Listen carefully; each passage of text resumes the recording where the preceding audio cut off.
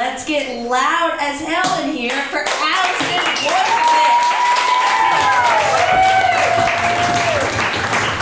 Hello. I was really worried when I was looking backstage there was no one over there. I thought there wasn't anyone here. Guys, my new roommates are total narcs. Let me rephrase that. My parents are total narcs. I moved back in with my parents this weekend.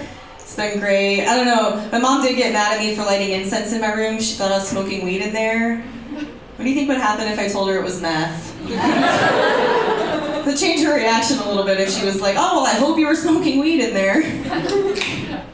I am from the area, but I'm from north of the border in Round Rock. It's Williamson County territory. They do have a shopping center called La Frontera, which literally translates to the border. So that's fun. Didn't see any Ted Cruz signs until I moved back. It's been a good time. I think the reason Trump won Texas was because he told the rest of them that the border that he wanted to build was just going to go around Austin, you know? Like, keep those hippies in. The rest of you can enjoy your time. So many people aren't from here, and whenever I meet them and they find out I am, they get all excited, like, oh, you know, I love Texas so much, Austin's great, Texas is the best, and I just tell them every single time, look, if you move to Austin and you say you like Texas, you don't like Texas.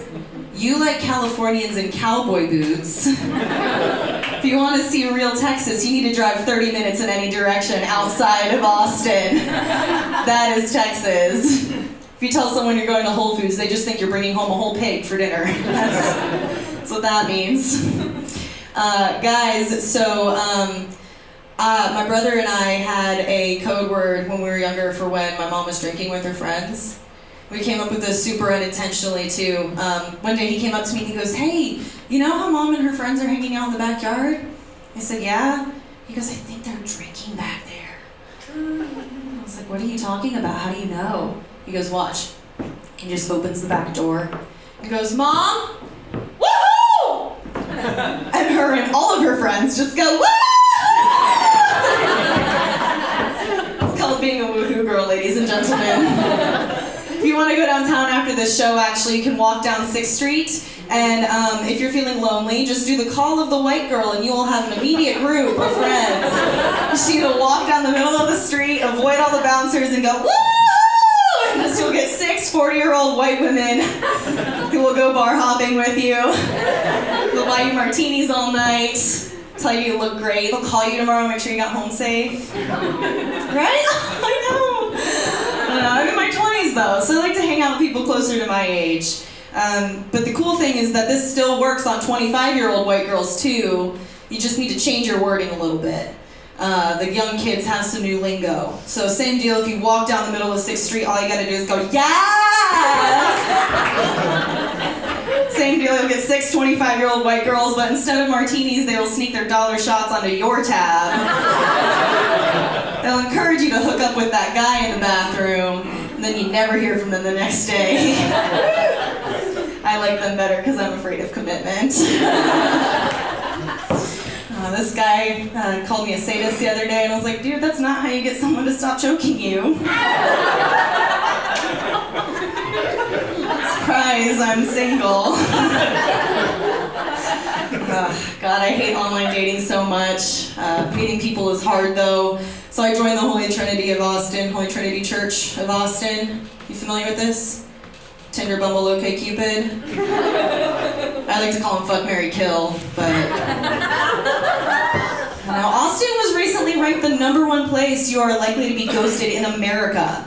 Wow. Yeah, I thought it was just terrible to date everywhere right now, but apparently it's just Austin, where everyone ignores one another after a couple of weeks.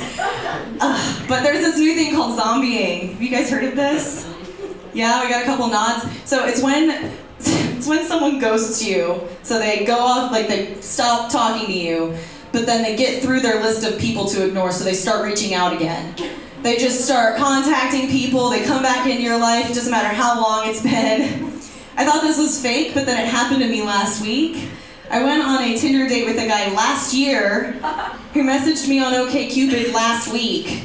Probably was being clever, switching platforms or something. I caught him that day though.